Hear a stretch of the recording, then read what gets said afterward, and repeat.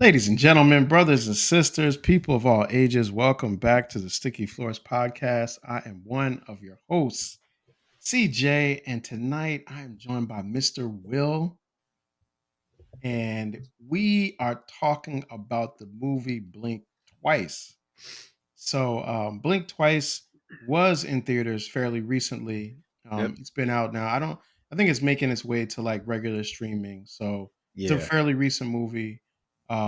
We are going to talk about it in depth tonight. So if you have not seen it, definitely check it out. Then come back and listen to us because I guarantee you we're going to talk about it in a way that you would not hear from anyone else. And if you just want to check this out first and then go to see it, or maybe not after this review, that's cool too. Either way, stay listening. Before we jump into it, also just want to remind everybody that we are on a push to get to 300 subscribers to our YouTube channel. So by the end of October. So please like and subscribe and share to other people who you think are interested in high level conversation about movies with a hip hop feel and New Jersey appeal to it. And then, just as another quick reminder, we did last week a show on Joker 2. Yeah. Last week we covered something that was just out. I don't know if people are going to see that or not based on these numbers of like how much money it made last weekend. It ain't looking too good right now, but Nah. our review was good. So check that out if you haven't. And with that said, man, I'm gonna kick it over to Mr. Will. Man, well, first of all, how you doing, CJ? What's Man, going on with you, man? I'm living the dream, man. That's my answer gonna be for the rest of 2024. How you doing? I'm living the dream. I can respect that, man. I can respect that. Oh man, definitely to the audience, please check out the last episode about Joker 2. It'll save you a couple of bucks if it's anything like me. Mine was Probably about will. like yeah, just one ticket was like $25. So yeah, That's you can save crazy, you. man. That inflation, man, right? Yeah, Right. Just yeah, inflation, stagflation, yeah, that's real, man. logflation, everything, man. Definitely They save need to yourself turn some that up. money. Somebody need to press that easy button on the president's desk and turn off Something, man. turn off the Something. inflation, man. Be paying for movie tickets in Bitcoin soon. That's real talk, man. That's real It's gonna talk. be like, But this movie right here, man, this is one of my picks. And honestly, I had no inkling as to what it was about. Just neither that did the I. no, I mean the commercials look cool. I like Channing Tatum. You know what I mean? Like they look real exciting as far as like the lighting and the casting. I mean, you got Gina Davis in the joint. I Yeah. mean, Christian you got Slater, like I like yeah, I seeing like him, man. Christian Slater, man, and it even had Haley Joel Osment on the joint, man. So I was like, oh, okay, this could be intriguing. Let's see what this is about. And Mhm. then once I actually laid eyes on it, and I was like, wow. And then I was talking to my lady, and I was like, hey, you are you on the same page? She was like, yeah. So yeah, yeah, it was different. It's Do it. different. Let's do Yeah. it. So let's get into this joint. Blink Twice, the 2024 directorial debut of Zoe Kravitz, masterfully weaves elements of chauvinism and suspense into a gripping thriller that explores the dynamics of power and contrition. Story follows Frida, a woman entangled in a web of acrimony and vengeance, who is invited to a private island by billionaire tech mogul Slater King, played by Channing Tatum, a charismatic but sinister figure who recently stepped down from his CEO position amid a vague public apology, hinting at a past of misdeeds. As the events unfold on the island, the veneer of luxury quickly crumbles, revealing underlying misogyny and the dark intentions of Slater and his comrades. Excuse me. Frida, battling memory lapses and strange encounters, realizes she has been victimized before in a similar setting, igniting her determination for vengeance. There it is. So you said something from the very beginning, like how you saw the previews, and the previews don't really tell you what the movie is actually about, right? Yeah. Which actually, from a preview standpoint, is actually kind of dope because usually I feel like I've seen all the best scenes from the movie You're right. before I actually go into it. One of the things that's really interesting about this is there's actually a disclaimer and trigger warning at Hmm. the very beginning of it, which Yeah.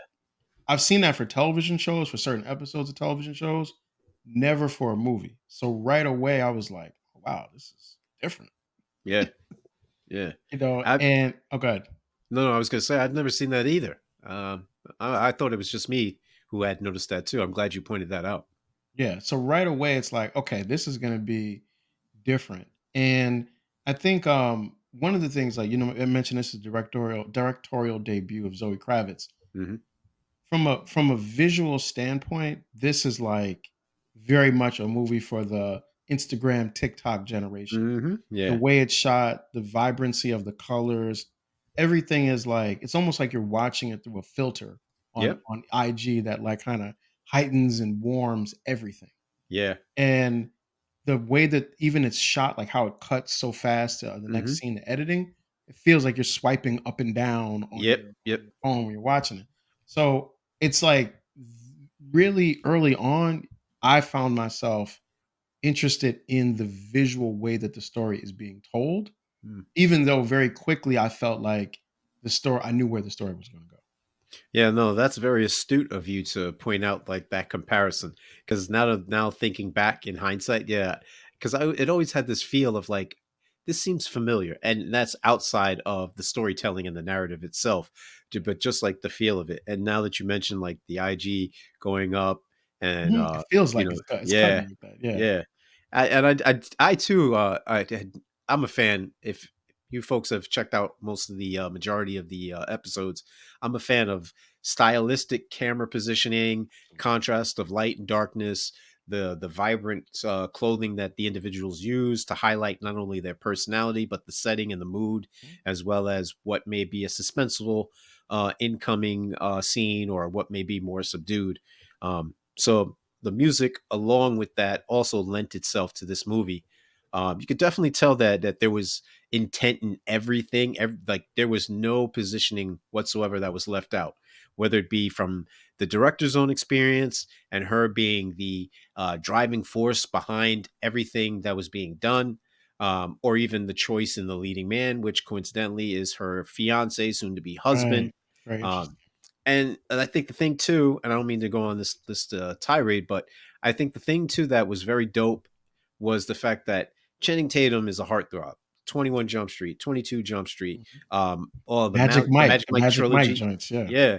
So like for him to now be viewed as the antagonist and pull it off so seamlessly, it's like, wow, I didn't know he had that in him. Like, is this gonna break up this whole heartthrob thing that he's got going, this fantasy world that females tend to cast him in?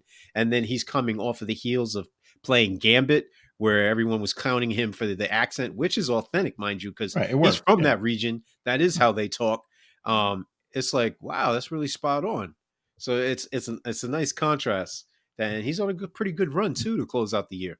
Yeah, he is, man. He's getting that. Make sure he's getting that money. Buy them Christmas presents, man, for Zoe. So Yeah. he's doing his thing. I mean, he's in all these what you call it commercials too, Versace cologne commercials, man. Yeah. Yeah. His casting is really spot on Mhm. because he also is as the tech billionaire, he's Mhm. also not like the tech billionaire. Like a No. lot of times the tech billionaire is not gonna look like Channing Tatum. Yeah, You know, they're not gonna have his build, his of natural course not. kind of good looks, his like, muscularity and everything. No offense to all the dudes out there doing the tech world. Keep doing your thing. I'm not no knocks to y'all, but it's like it's a great pick, right, for him to do that. And then, the name Slater King is like it's up there one of the greatest movie names of all time. Slater King, and then he's got the King Foundation. Like, that's brilliant, man. Like only time you heard that is like when it was attached to Dr. Martin Luther King Something. Foundation. That's it. That's really good, man. And then it's like very quickly you realize this joint is not going to be good, right? No. Like you realize, like, I mean, if the trigger warning doesn't kind of let you know, as soon as you kind of see the scene of Channing Tatum doing his apology, whatever that was, already, even the way that that's shot, it immediately made me think of the Oh times man. that I've seen other famous men apologizing for something that they did, right? Mhm. And now, it's 2024. we're doing this in October. First thing I thought about was Diddy's Instagram thing, like his Instagram, like when he his apology on Instagram. It was so much along those lines. Like this movie, we've done a lot of different kinds of movies. This one was so relevant when it came out like 2 months ago. But Hmm. in all the things that have happened in the last month or so, all the things that are coming out now with Diddy and the freak offs and all that kind of stuff, it's like this is supercharged now. And the content in it feels so much more vibrant. Like it was relevant then, but now it feels like it's vibrant, it's vibrating with its intensity based on everything that's happened. Yeah, and I'm not sure you want to use the word vibrate in that same Yeah. sentence, but I said but vibrant. I said vibrant. Thank you very much. Still a kid but show. We still keeping it like a kid show. Thank you. Thank but you, sir. nonetheless, no, CJ's made an excellent point though. In all seriousness, I don't know if it's a case of art imitating life or life imitating art. We in the pre-production meeting we had even discussed the couple out in France, in which it kind of mirrors this. I mean, there's a Mhm. lot of similarities, gross similarities, um, with respect to the assault and violation of an individual, of their rights, of their ability to just be free to be themselves. And not only is it distasteful and disgusting, but in all sincerity, we are going to try and avoid many of the pitfalls that may arise from discussions of movies like this. But something that I stumbled upon this morning was an interview by Ta-Nehisi Coates when he was discussing, just the ability to be free. And I think that is one of the strong suits of this movie, where giving the voice or giving the mic to the voiceless, to those who aren't able to tell those stories or tell their perspective or have someone view these topics from that positioning. Yeah. And let me say that you just mentioned the incident in France. So I just want to give like a little background in case Hmm. other people are not familiar with it. So when after I finished this movie, I wanted to know more about it, and I just wanted Hmm. to kind of understand what were some of the influences for it. And you always have do a really good job of highlighting what are some of the real life things that come back to and reflect like what it is that we're reading in here. And Right. so I came across the story of Dominique and Giselle Pellicot. And this is a family, a husband and wife in France, where the husband was drugging his wife. He was giving her sleeping pills, Hmm. and she was having memory loss and wasn't remembering what was happening.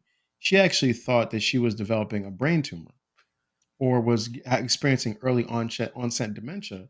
And in fact, he was drugging her and then inviting men to come and sexually assault her. Right. And this was like, I first of all, I'd never heard about this story. No. Yeah. And watching this movie drew me to that. And apparently he was also then taking, like doing the same to his daughters and to his daughters in Great. laws. Yeah. This is like real out and out savagery. But what it did was it made this story, which in some elements of it, like some of what I was watching Blink Twice, I was like, that's kind of fantastical. But instead Hmm. it made it really, really real and possible and likely. Oh yeah. And that just kind of once again, that just kind of ratcheted it up even more. Like, yeah, we got the real life examples, but even the example of drugging somebody to, have them lose their memory is a real thing. And like we're come from like that generation where like at one point people getting roofied was like a really big thing. Yeah. You Yep. don't really hear so much about it anymore, but No. like there used to be like you'd be in a club or whatever, they would always say like cover your drink, Yeah. especially for women, cover your drink. Or if you were in a club with a woman, cover her drink for her, put a napkin over it. Hmm. Make sure that you can see exactly how something is being made because people were being drugged and then assaulted like that. It's funny you should say that too, because it was one of the first things I told my eldest when going away to college was, make sure if you're going to consume alcohol, make sure you keep eyes on it. If not, let it be. Don't go back to it because you never know. Travel in No. groups, Yeah. make sure if one leaves, you all leave, keeping track of each other, et cetera, et cetera. And with that said, that's one of the premises of the movie where Frida and Sarah are together, they're doing their thing, and they are, just two regular girls, making it way the excuse me, two regular women just going through life, trying to have fun, going through midst the struggle of trying to find themselves, et cetera, et cetera. They become enthralled with the fame, the fortune, the glitz and the glamour, and the private beaches and things like that. And who wouldn't? And Yeah. you're just trying to have a good time. But unbeknownst to them, there was something dark and sinister and just an evil sense, a foreboding sense of doom that was laying before them. Unfortunately, you know, friends end up becoming enemies, and there's death all amongst them, and it's just utter chaos. Trying not to reveal too much for those who are at it with us this far, but going forward, there are going to be spoilers, such as the sense of the maid calling her Red Rabbit.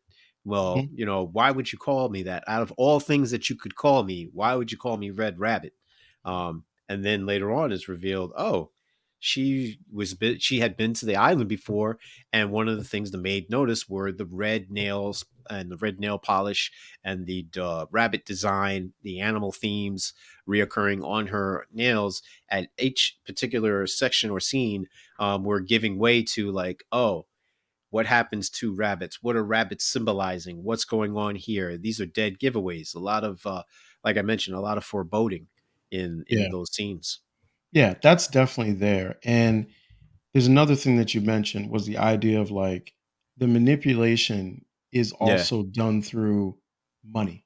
Hmm. Like it's not just someone, like how people can be taken advantage of. There's like a sort of a class basis to that usually. Like, Yeah. I think people have learned, like women have learned, be careful about somebody who wants to buy you a drink, right? Hmm. Because you don't know what that intention is. And that doesn't always mean the intention is sinister or malicious, Oh, but it of could course just be not. annoying as hell to you, right? Hmm. This movie, you have this whole new ratcheted up level where the guy, Slater King, is saying, come with me to my private island, right? Which is a super flex Oh, that of course. the average person is not going to come into contact with that, right? Like Not at all. I don't know nobody that's going to that's going to have that as an offer, and I don't be in no places where that kind of stuff happens, right? And that's how I'm talking about it, right? But if you are, the illusion of the prestige that comes with that Oh yeah. in an Instagram, TikTok world where you can gain value from being in a certain place. If I can take a picture in the Maldives, people like it more. Of You know what I course. mean? If I can take a picture in the French Riviera, I can be liked more. I can build a whole brand around being seen in a place. So, or I can be build a whole brand about around knowing a person. So now you have like a level of manipulation that is not, it's about money, but it's also about this prestige the average person just doesn't have any access to.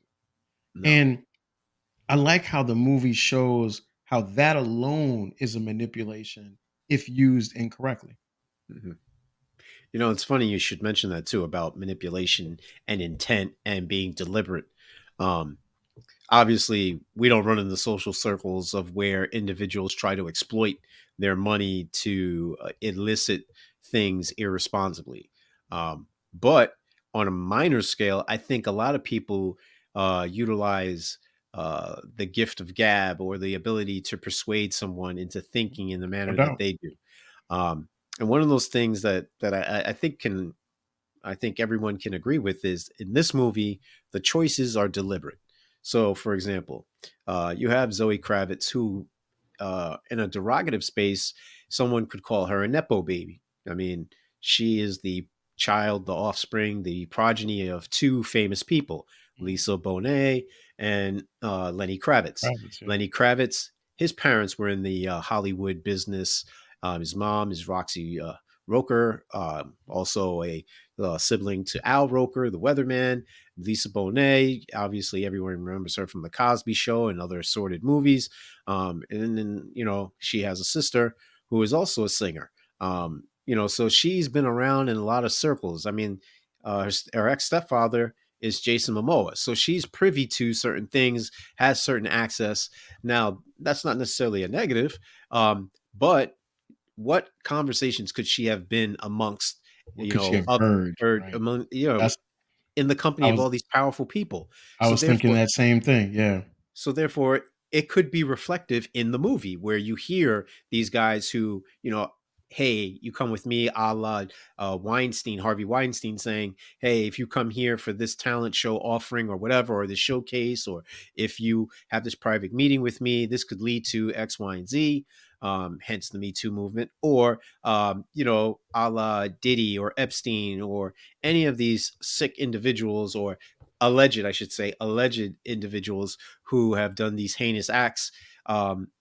That's part of the backdrop of this movie, where you have these guys who, you know, we're going to come up with this experimental drug based upon Mhm. snake venom, and then in turn, we have privacy due to having our own public island.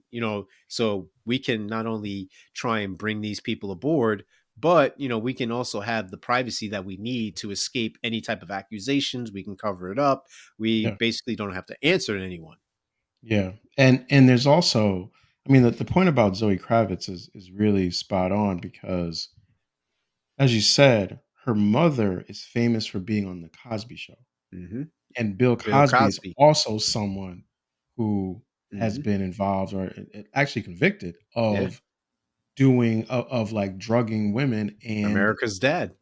and they couldn't remember what happened, right? Like So that's it's also a part of that, right? So it's like it's a really close movie, and it's like it reoccurring makes you themes. it makes you wonder what was the impetus for this? What was the driving factor behind it? Yeah. And it's a lot of good questions. Maybe one day we'll be able to ask as Zoe Kravitz, like, what made you really want to tell that story and use the elements in it that she did, because it does overlap with so many things that like that she probably has seen or Hmm. knows people that have. Like when your Yes. parents are famous, they actually might live in this situation where Hmm. somebody has a private island because Yeah.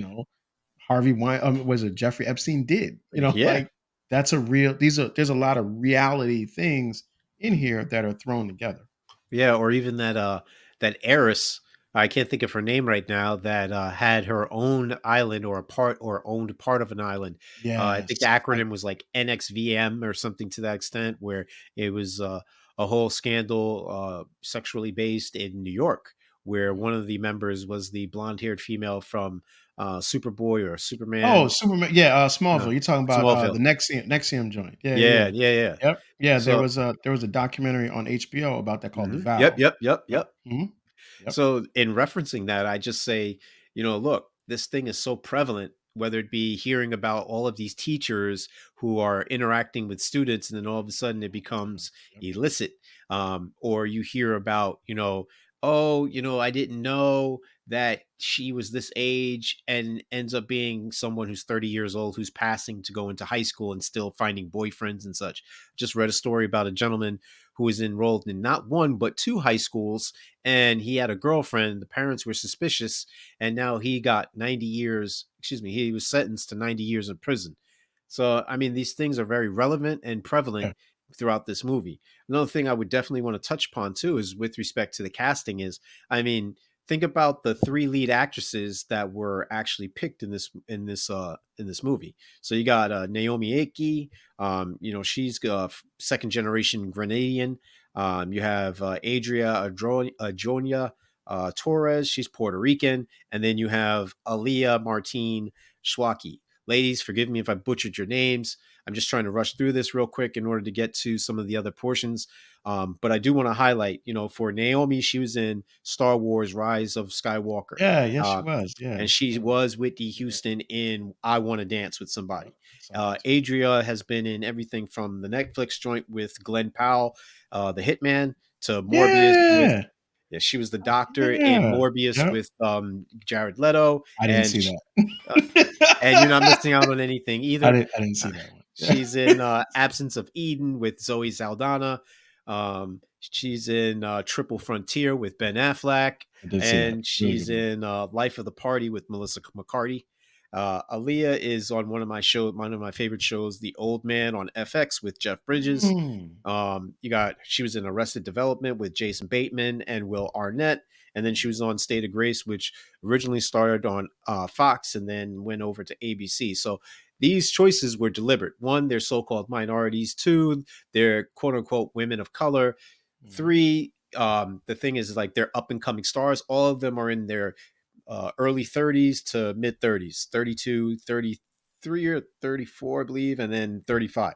So the point being is, this is Zoe giving others opportunities who may be on the lesser scale, or finding them when they're right on the cusp of about to like really blow up and stuff. So that would draw further attention to the movie itself. Absolutely, and probably have their own stories of things they've That's right. seen, propositions that have been made That's to right. them about how to advance their careers in the movie business, right? So that's a Definitely. part of it too. There's something I want to go back to one of the things with with Channing Tatum's character, right? Hmm. Slater King, right? Um, the whole idea of like the celebrity apology, right? Mm.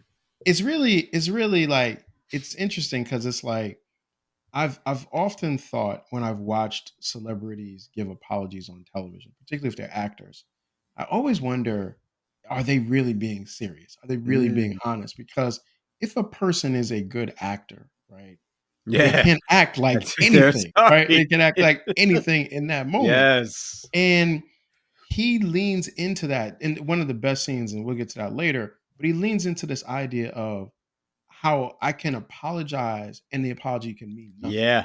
And I can just get used to saying I'm sorry, but it doesn't change anything at all for me. Mhm.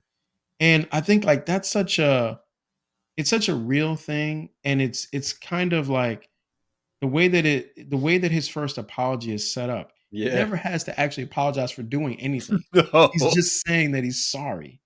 Like he never has to say, even in the movie, you never find out what it was he was apologizing for at the beginning Yeah, what did you because it do? because it doesn't even matter. It's just the idea that he can apologize, and all he has to do is say sorry Mhm. because he's a powerful, rich man, and because of that, doesn't matter. It's just I can say sorry, and they can go back to doing madness.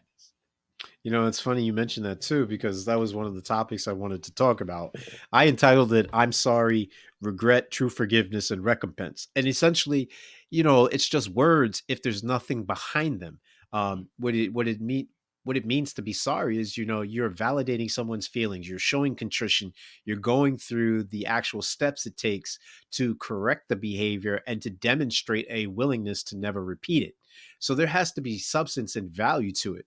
um, you know, we can give countless examples from Bill Clinton to you name your famous athlete recently who may have choked out a spouse or whatever have you. I mean, there's a lot of references that you can draw to this movie with respect to the quote unquote public apology. In some inferences, one can draw from someone apologizing is that there's multiple victims. mm, And they're victimized over and over. So, say, for example, in any case in which a female or spouse, because it could be men are abused too, is once the person, the brutalizer, gets on the stand or whatever, or public apology tour and says, I'm sorry, now it draws attention to the person who was received on the receiving end. So you'll see the scars, it becomes sensationalized with TMZ, and it's all over. And then that's all they want to talk about. And are you going to take them back? Or how's the relationship now? If it was me, I'd leave. And then you become a victim all over again. The other thing, too, is the underreporting of brutalization amongst men. I read a story about a guy in Florida in which, he didn't want to say anything, come back, and unfortunately, he's unalived because he uh, was alive. he he was on the receiving end and he didn't want to say anything because who would believe him? Because Yeah, here's this big strong guy, and who's going to believe that this little pipsqueak of a lady is the one who's committing these atrocities? I think you remember this. It's a blonde haired female. She is in prison right now. This was a big. I think he was either Jamaican or from St. Thomas, from somewhere in the Virgin Islands. And he had been saying like, hey, I don't want to be involved in this. He's on record in the condo saying like, hey, I don't want to be a part of this anymore. This, and she's cursing at him and everything. And then she ends up unfortunately taking his life. And then they're like, well, how did this happen? And then she flips the script, oh, well, he did this to me and he did that. So what do? They muddy the waters by tarnishing the victim instead of Mhm. punishing the person who actually committed the atrocity. Yeah. Yeah, I mean that's a reoccurring theme in all of these stories in real life, right? The Yeah. idea that nobody's going to believe you, and then if the person is of fame or they have money, you also can't defeat them in court. Right. Because a lot of people have said, it's been said that court cases are won by people with the best lawyers, and the best Hmm. lawyers are the ones that cost the most, right? That's right. Maybe that's true, maybe it's not. It's probably truer more often than not, unfortunately.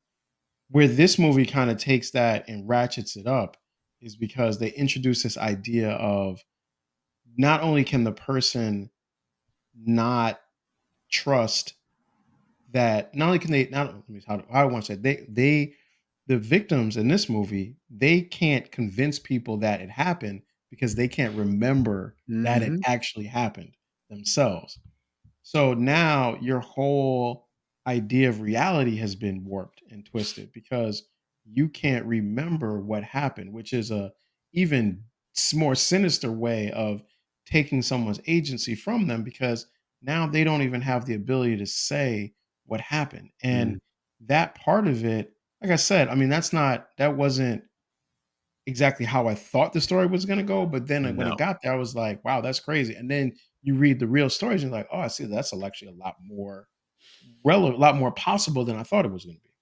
Yeah, and the scary point about that too is this was an unconventional means that they were actually utilizing these people as trial patients. You know what I mean? Like they were conducting trials on these individuals, Mhm. unbeknownst to not only them and the public as a whole, but to governments.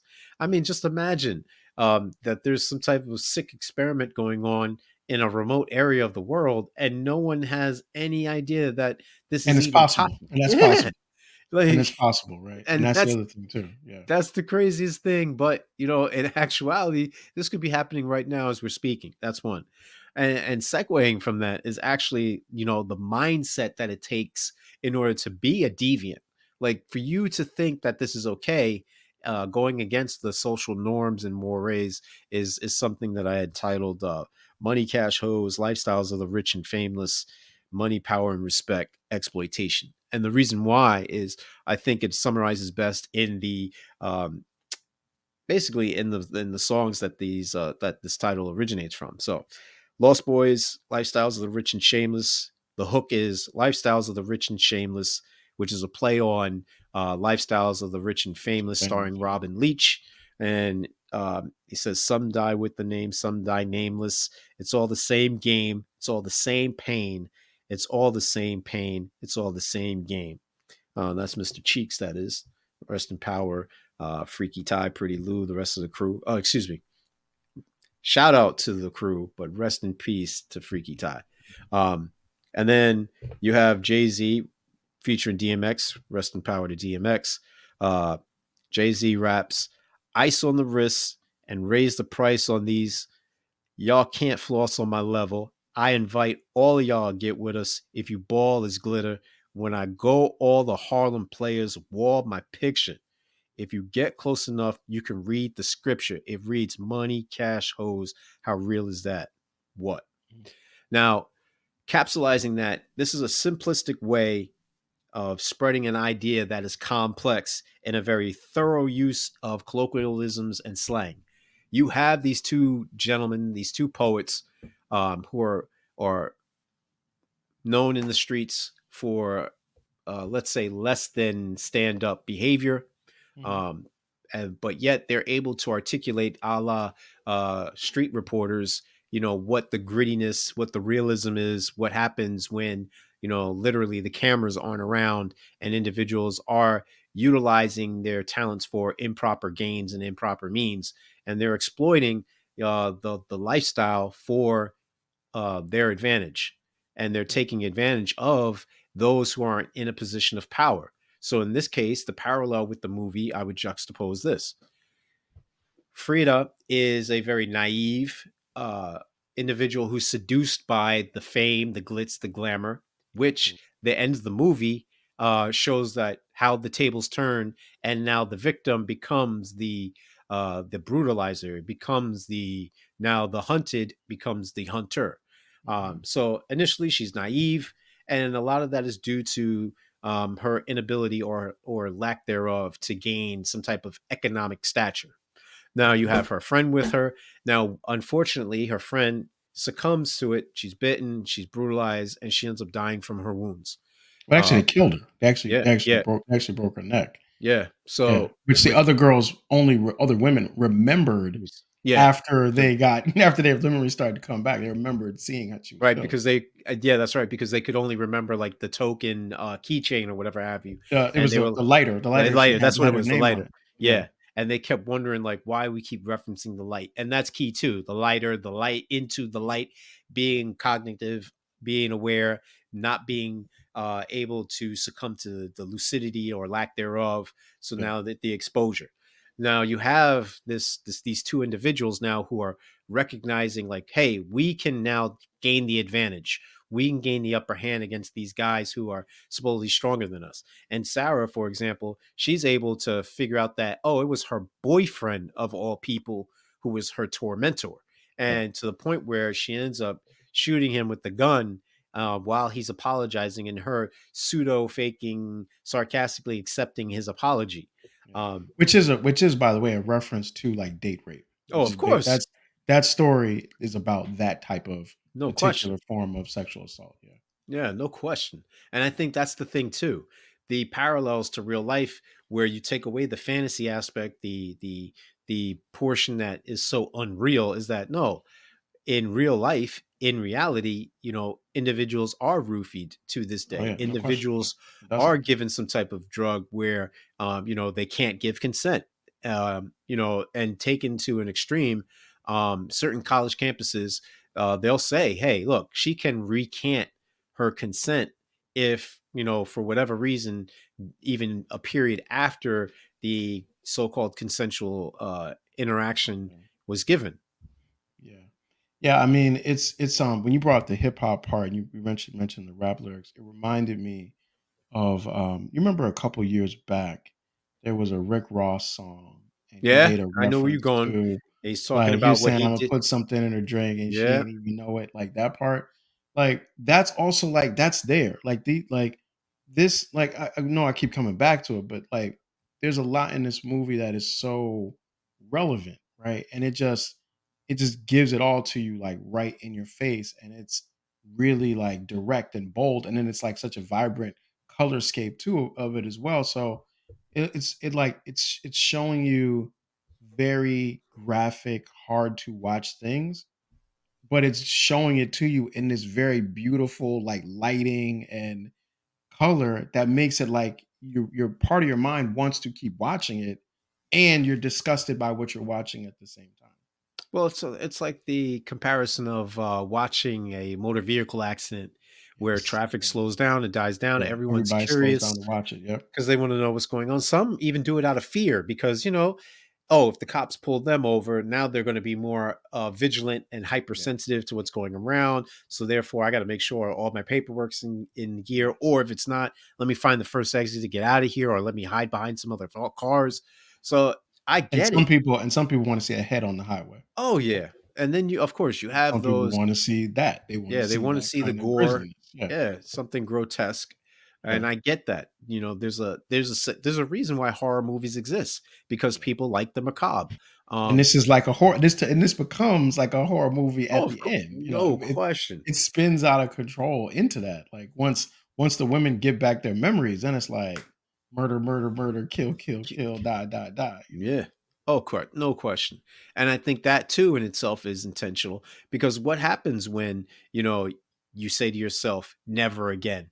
Do you become now that much more aggressive in how you protect yourself? And you're saying, oh, it's under the guise of I was brutalized. So therefore, um, and I see it in a bunch of movies where you'll have a female a la Jennifer Lopez, the movie where her husband was beating her up, or Enough. Called Enough, enough. yeah. Or the other movie where um, what's her name? Um, her mother unfortunately just passed away, Ashley Judd, where she tries to get away from her husband. Tommy Lee Jones is in it. She gets arrested. She goes to jail for X, Y, and Z. She didn't do it. Her husband framed her. He comes back. He is alive. Um, he was the captain in Star Trek, where Christopher Pine remake or whatever have you. But nonetheless, Yeah. she the point that I'm trying to make is you have these strong female characters, but they only become strong physically. All along they had it within them innately and internally, but it's exuded in a more physical manner in which the audience can see, like, oh, this is what it means to be strong. And actually, I would argue that their strength was their resiliency, in demonstrating, like, hey, I won't allow myself to just go away, and allow this person to continue with whatever it is that they're doing. I'm going to continue to fight within the system and within the confines of the best way I know how, which is my mental, my fortitude as far as my aptitude is concerned. I also think like just in the movies and television shows, Mm-hmm. they give you the space for the good guy, whatever's the good guys, to win by being able to kill the bad guys Yeah.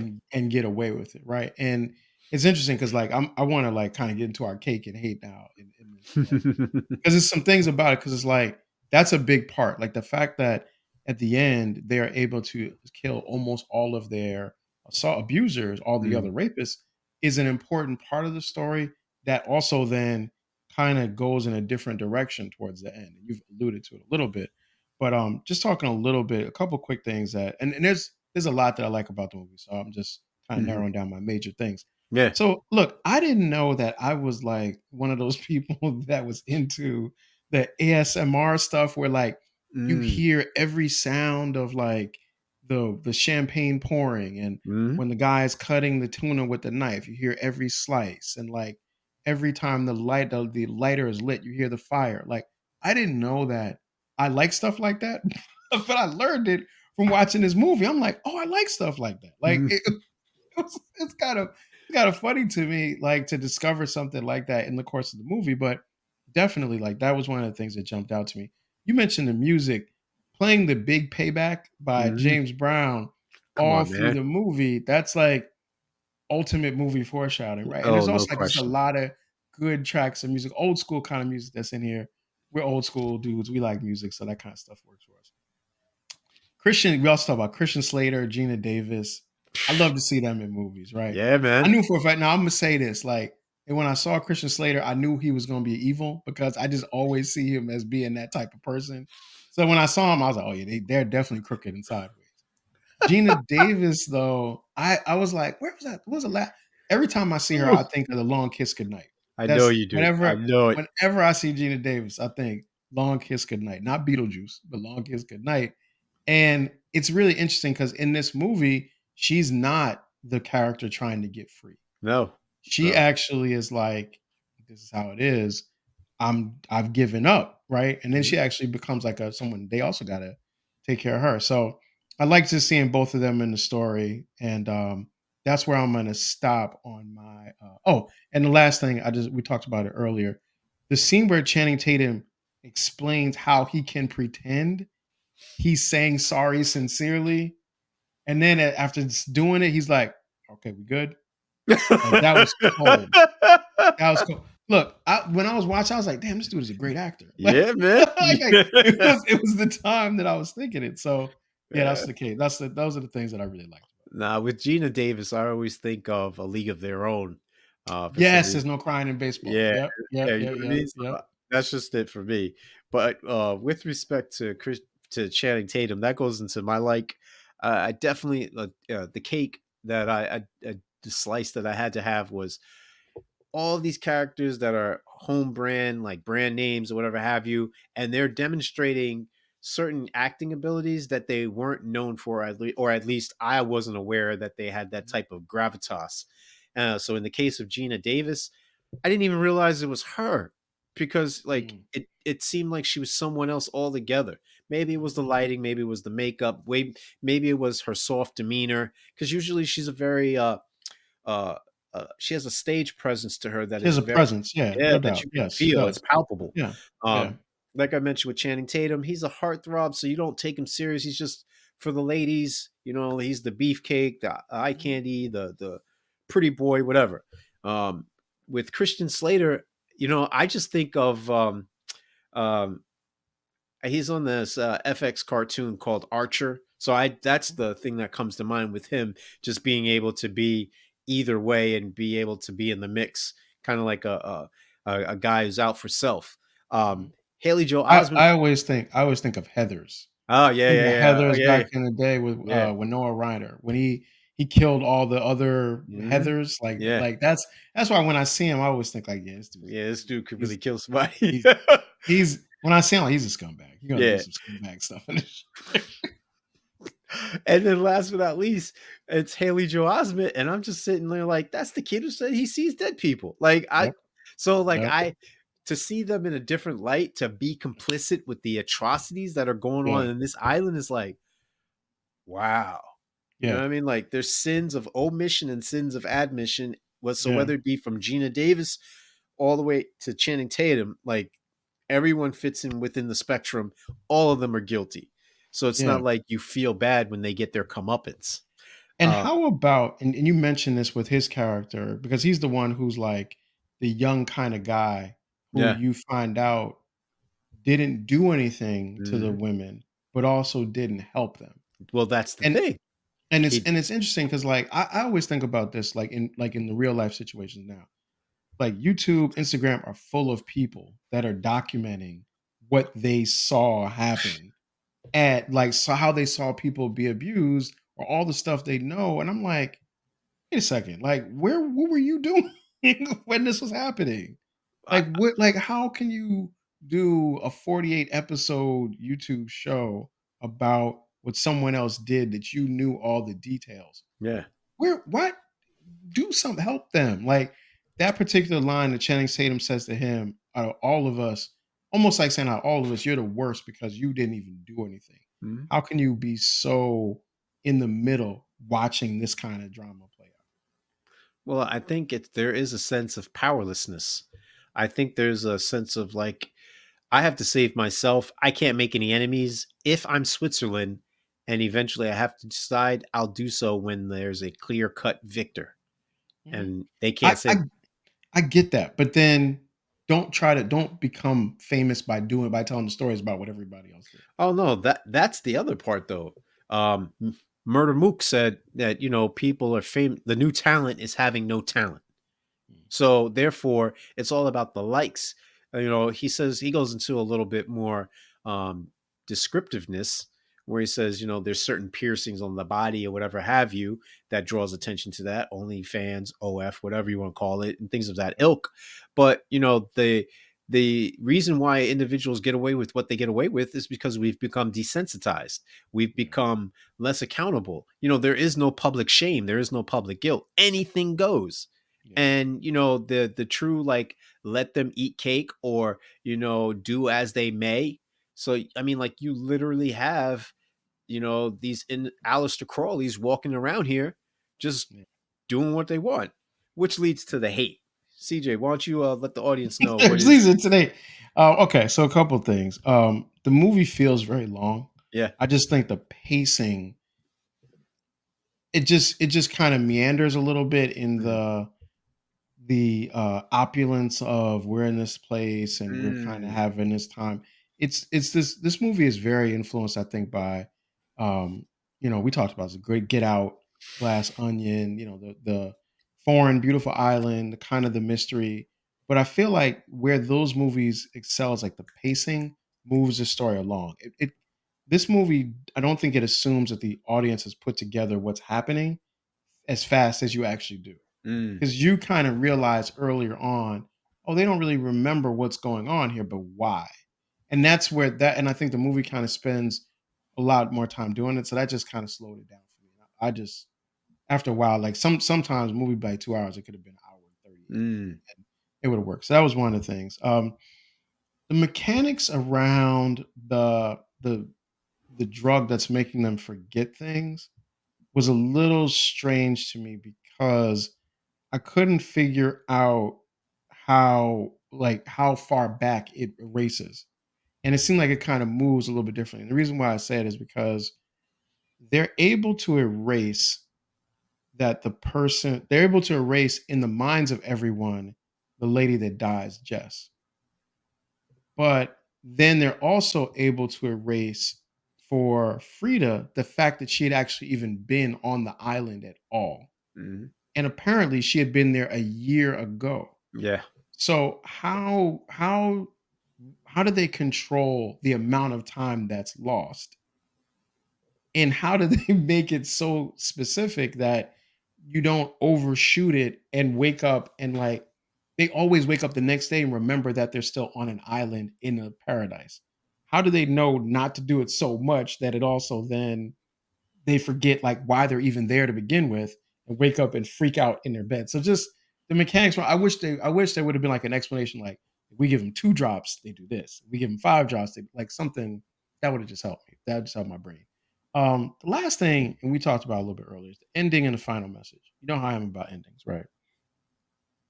In the end, Frida essentially manipulates Slater King, right? She's now drugging him, Mhm. and now she's like taking over, right?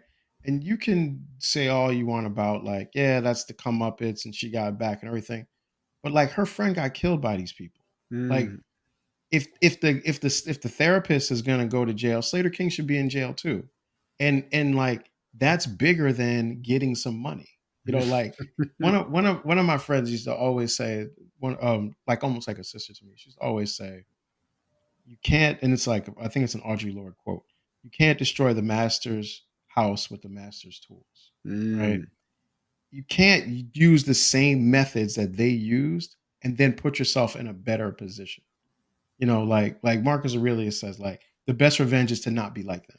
Mm. Like she becomes the same thing Yeah. that he was in the beginning. She's just like doing it a little differently, and like Remix. everybody's wearing black instead of white. Like that just didn't work for me. Those are the things that I didn't really like. Well, I can appreciate that. Because like you said, the pacing is frenetic and it does jumble and jamble a lot of things.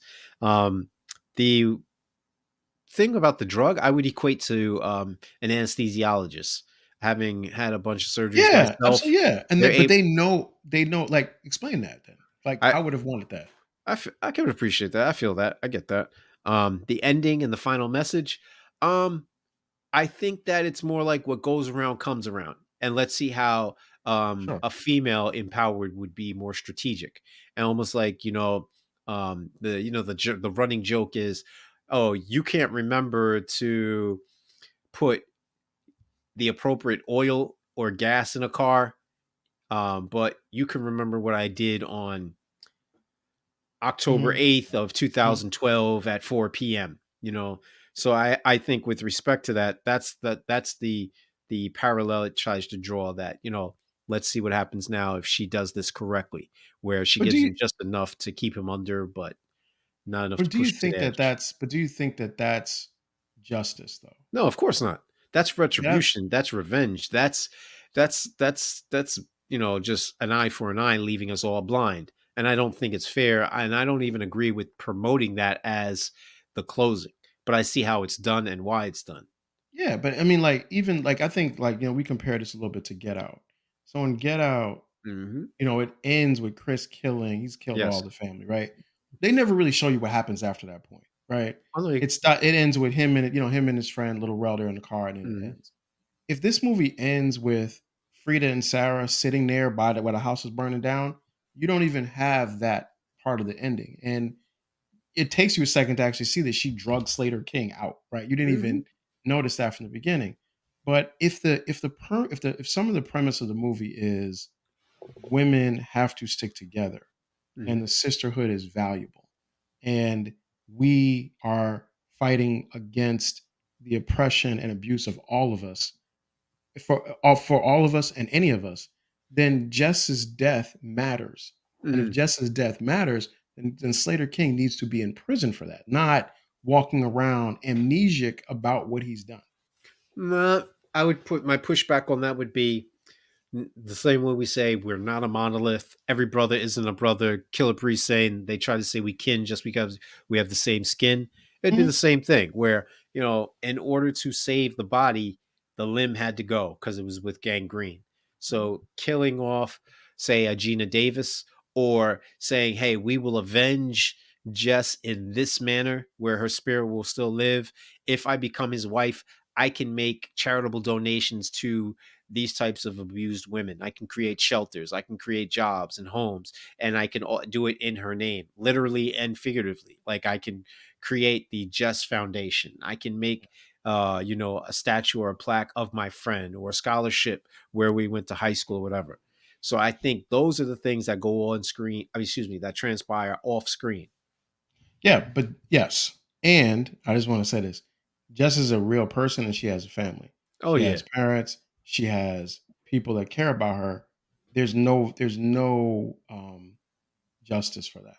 And if it's me, I would much rather have the person responsible for taking my loved one gone than a foundation in their name. I If I would. got to choose, let me make sure that this person is not walking around free enjoying steak still at the end of the movie. Is he free though? I Like what's mean, happening? is he really free, and is he really enjoying that steak? And I would That's fair. argue that if I could be in a position where now I'm an instant billionaire, I can set your family up, your loved ones, your husband, your children up for life. I can basically Yeah. take care of them financially where they can get something out of the deal. And I love that you brought that up because that is the fundamental issue that I have with the movie because it's saying in That the money makes end, everything better. if you can get the money, it makes everything better. Like Yeah. Slater King can continue to abuse people because he has money. Mhm. And in the end, Frida can abuse Slater King because she gets the money. And it's like no one is taking Slater King never has to face full accountability for what he's done. And then Frida, when she's in a position to actually do that, still doesn't do that to him. It's almost like like this the idea of like what is it called when people are kidnapped by someone and then they start to align with their kidnapper. Uh, It's like um, a psychological term for you know what I'm saying. yeah. Right. It's like that thing where you start to identify so much with your oppressor that you become like them. And you don't even realize that you've now shifted into a completely different dynamic. And I think like, while there's so many things about the movie that I really do like, how it ends and what's the final message, it does matter in terms of what's the justice for it. But that's my thing. I don't want. I feel like I've talked enough about that. So go ahead. You were saying about the stuff that you. No, no, I get it, and no, I think it's fine. And you're talking about Stockholm syndrome, That's it. Stockholm syndrome. Thank you for looking it up. I and appreciate yeah, no problem. And I think the thing that you're touching upon is, you know, the the value of life cannot be put into ones and zeros. There is it. no being able to bring somebody back or recreate them. You can replace a refrigerator, a car, clothing, etc., but you can't replace a life. So it should carry more value. I get that. Trust me. When people start talking about, well, what would you do for a Klondike bar and all this other crazy stuff, I sit there and I'm like, it's not worth my dignity and my pride. So, like a couple of our friends are like, they they got this running joke where they're like, "Yo, what happens if you drop your cell phone into a porta potty? Are you picking it up?" Well, one of our friends is like, "Yo, I'm gonna get it. I'm gonna clean it off and do the best I can. I'm gonna rock Yeah. with it because phones now are $1,000." And Yeah. our other two friends are like, "No, that's why we got insurance." My point is that when you find yourself in that type of predicament, you're not really like Julius Caesar said, you can't trust anyone, not even yourself, because you don't know what you don't know. You don't know how you're going to respond until you're in the moment. But even with that said, I think the major thing that I despised about the movie is I've seen this, and CJ said it very eloquently. I've seen this film before. It's called Get Out. And replacing the racism in that is with the gender violations and the sexism and the chauvinism and the misogyny. But there's also misogyny in there. Misanthropy, sorry, within there is that this comes off sometimes like a a battle of the sexes. And what happens, like what Q-Tip said, I think he said it best: progression can't be made unless if we're separate forever. That's the thing men and women need to do. They need to come together and understand that we complement each other very well, and one can't exist without the other. But this appears to be a movie about bashing one at the expense of the other, and that's the thing that is tiresome. I've seen this before. It doesn't get us anywhere. It's not progressive. It doesn't help. I don't want to browbeat anyone. I don't want to tarnish anyone. But yet, this again, I don't want to take this lightly. This is a story that needs to be told. There are individuals out there who are voiceless, who are powerless, who don't have the camera on them, who this touches them in a way that I'm not able to do so. CJ and I said this, excuse me, in the pre-production video that you can go check out eventually when we put up our site on what you call it. And, you can pick up the cutting. It's going to be called the cutting room floor. Yeah, you'll be able to see all the Yeah, behind the scenes that's a stuff. good idea, actually. Yeah. And the thing that we touched upon is, look, everyone has a bias, and there are certain limitations that you have because you just aren't a female, or you're not the white guy, or you're not disabled, or you're not whatever it is, you're not. So therefore you can't really speak to that because you don't know what that experience is like, and so you may be doing it a disservice. However, I think it is fair to say that there is a commonality in all this, and pain is pain.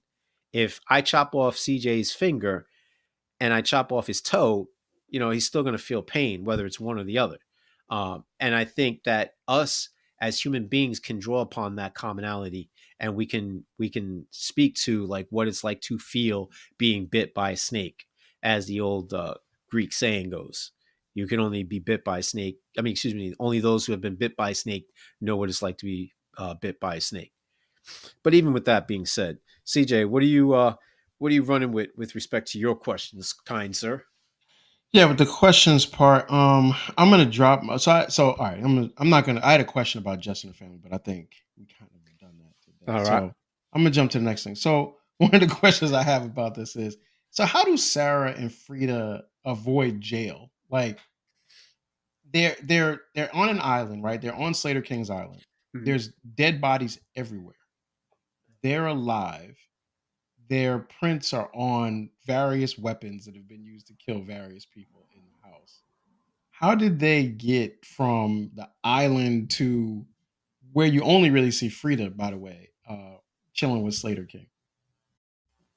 Yeah, man. I think that basically money cleans up a lot of stuff. So they're able to chop up the bodies, use that as chum to get rid of to feed into the sharks.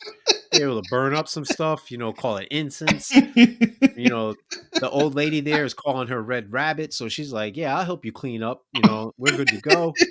I mean, and then they can take as much time as they want. Who's gonna question them? Right. It Yeah, is a private island, and they are taking Slater King with them. yeah, and they can always say, "Yeah, it was a last minute trip," and then the romance was in the air. The bubbly was flowing, and he proposed, and that's we were engulfed in displays of love, and that was it. Chopping up all the bodies is something I would not have thought about and feeding them to I'm sharks, but there. Who's gonna ask? it gets him off the island. Okay, Yeah. all right. Here's my next one. All right, so and I don't recall if they gave a name to the drug in the movie, but assuming a drug like that existed that would allow you to erase different parts of your memory, like on demand, do you think anyone would willingly take it? Yes. What? Somehow, some way, somebody, the same way cocaine is a plant and it was used by the indigenous populace of Colombia to like boost up their energy like a stimulant. And then this people started adding baking soda and cutting it with this, and now it's got fentanyl in it. Same thing. They'll find some high, they'll twist it into some other thing. They'll use it for surgery, like you can forget the pain. Because what is Novocaine or a local? It's really convincing your nerves that the trauma is that's being inflicted isn't happening. So you're able to just go about business as usual. So Yeah. yeah, trust me. That, yeah, that's a good point. It's funny, like so the title of this episode is like Repress It All, right? Mm-hmm. Obviously that's a allusion to like Slater King were wanting to repress his memories of being abused, right? Because he Yeah. lends towards that. But also, like years ago, I remember I was watching The Simpsons, and there was this episode where Milhouse didn't remember stuff that happened, and it Right. was because he was taking a drug called Repressidol. It was a drug that he was taking to forget everything bad that happened to him. So it's an interesting thought. All right, Well, that's also like the movie with what's his face, Jim Carrey, where he's with his girlfriend and he's so close with the Eternal Sunshine of the Spotless yeah, Mind. Yeah, yeah, absolutely. yeah, Yeah, how about that? I forgot about that. All right. yeah. My next question. Won't Slater King eventually free himself from Frida the same way that Frida freed herself from Slater? Man, that's a good one. That is a good one. I Of course, eventually he'll build up a tolerance. It'll hit him. He'll fake it. He'll remember, like, yeah, I'm the actual author of all this, and then it'll be lights out for her. But until then, show must go on. Yeah. I'm thinking that too, that he's gonna eventually get out Oh of it somehow. Yeah. yeah, Yeah. man. All right, so here's my last question. And this is more like a meta, more like a meta question. So, obviously, like we said before, there's a lot in this movie that reflects a lot of what we've seen in real life, right? Right, Now, we're doing this October 2024. The big thing right now is anything related to Diddy, right? Everybody right, talking right. about freak off parties and all that stuff. Yeah. My question is, what is it about people that creates the potential to create an atmosphere where there can be hypersexualization, drug use, and outright abuse occurring? Sex, drugs, and rock and roll, man. But if you want a little bit more elaboration, I mean, think about it. It's escapism. Pick your drug, pick your poison, whatever you want to call it. All of it is because we can't deal with reality on reality's terms 24/7, 365. It's the reason why we go to sleep. It's the reason why we dream. It's the reason why we don't work all day and why we do encourage individuals to get out of the house and go for a walk. COVID displayed this, a Yeah.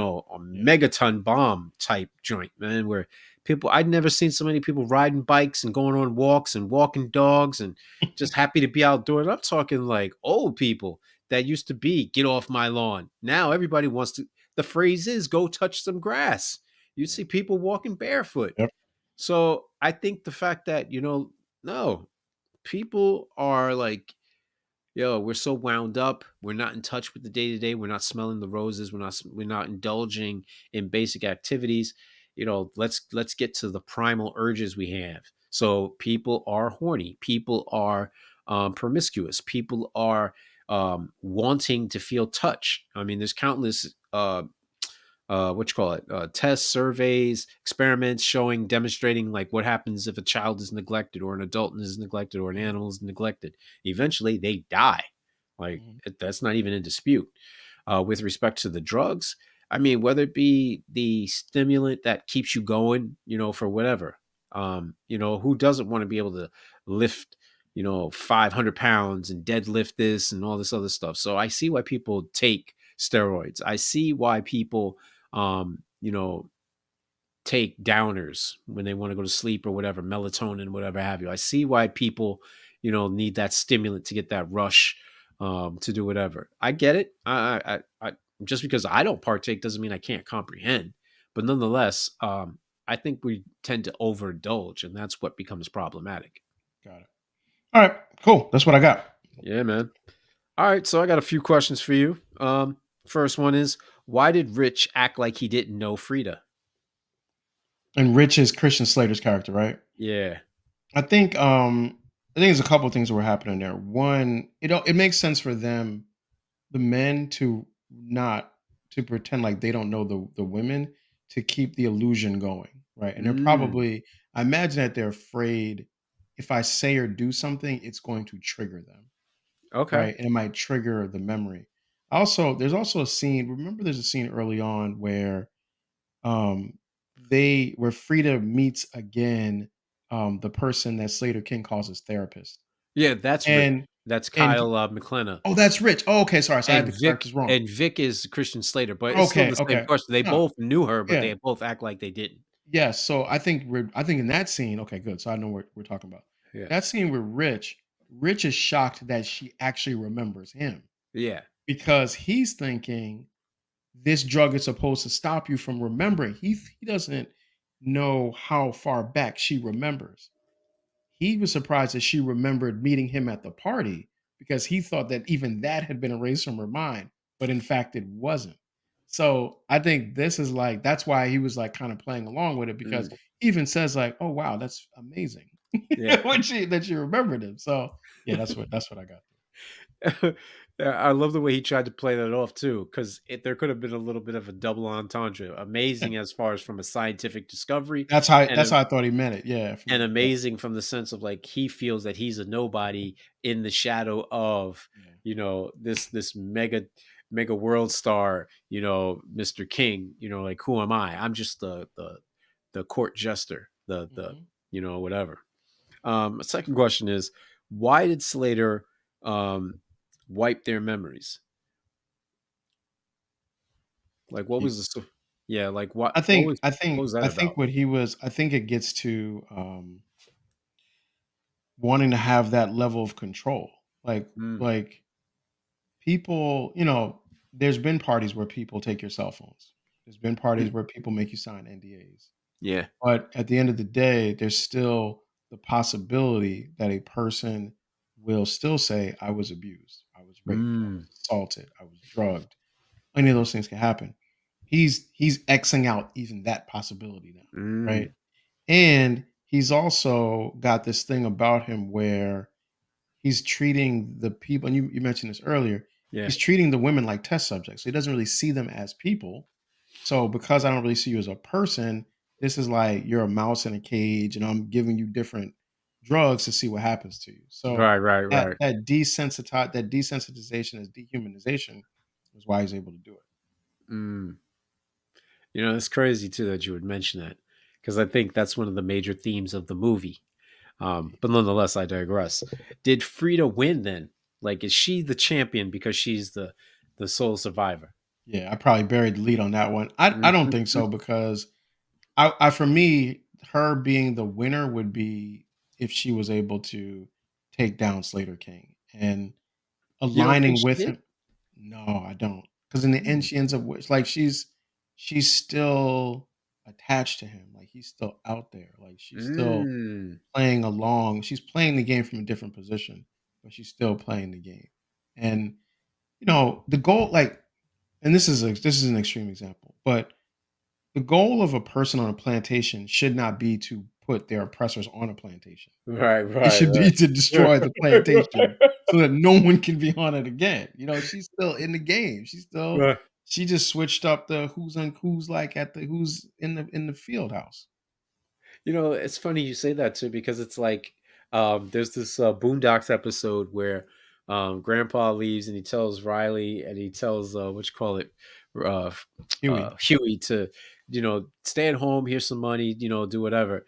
And Huey ends up putting Riley on timeout, on punishment. He's overseeing him, and it's like Huey's the one who's really on punishment because he's got to watch Riley and he can't go to sleep and he can't do that. So the parallel here is she now has to watch him at all times. She has to be perfect all the time. He just has to be perfect one time, Yeah. and then that's it. Yeah. She just tied himself together. Tied herself to him forever. Yeah, for eternity. Now the only way out is for her to figure out a way to kill him and not get Which she caught. could have did it, which she had. So No, she had to marry him first to get him to sign everything over. but it's not about the money, man. That's the thing. But anyway, good. I've already beat that. I've already beat I dig it, man. Um, what does the red rabbit mean?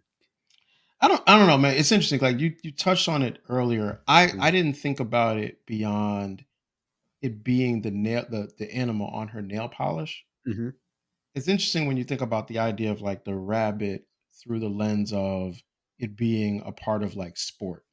So mm. in Yep. hunting, people will hunt rabbits because they're like, obviously they're really fast and they're hard to hit. And there's like sport to that. So Mhm. there's probably like some double entendre there. I didn't actually think about it beyond the idea of like just the nail polish until we talked about it a little bit earlier. Yeah. Well, not only is it a hint as to her identity, but I was also looking at the fact of how bright the the color red is, symbolism of blood, of life. The fact that it draws attention, the so-called Yeah. matador, where using the red cape, supposedly blood in the water, red in the water, et cetera, et cetera. Um, but then I also immediately went to what's her face? I could see the Disney cartoon Alice in Wonderland with the rabbit and the clock, and he keeps saying, "I'm going to be late. I'm going to be late. I'm going to be late." Um, you mentioned about hunting and sport. So you got Yeah. the rabbit going around the track, leading the dogs on the chase, and then you have, you know, just a sense of rabbits are vulnerable. They're prey. So Mhm. their speed is the reason how they get away. They're usually looked at as being innocent, fertile. I mean, the only thing that's fertile, typically, you're thinking of a female, of giving birth and such. And with respect to red, it's also danger. Red light, stop, don't go. Yeah. I'm It's a thinking lot of in different. It's a lot of different things. sacrifice, courage. Yeah, Mhm. so that's Different that's color involved. red. But last but not least is what happens to Sarah. Yo, I don't know, man, but I hope she's good. I'll tell you that. I hope Sarah's good because Sarah, I really liked her character. Yeah, She was like one of my favorite people in the whole movie. I thought it was kind of weird that you didn't see what happened to her in the end. Like, no, if I'm curious, like maybe if I go back and watch the last scene, maybe she's one of the guests or something. Like, it's so odd that she just kind of gets up, walks away. She says, like, I hope you know what you're doing here. yeah, And then she just kind of walks away and that's it. Like, like ho hum. yeah, like what is she I imagine that if I'm going along with the narrative in the movie, Frida probably breaks her off Got it. hundreds of millions of dollars, right? Yeah, got it. She probably has to swear that she'll never tell what they did, what Buying they her didn't tell. silence, Right. NDA. And then she's good. She doesn't have to do any more celebrity real reality shows, nothing like that. She's good. Well, I mean, you hit something on the head. It's self incrimination because she's the one who had the gun, Yeah. bodying people, whatever have you. Yeah. So, if you tell, I tell. Yeah. I dig it, man. Yep.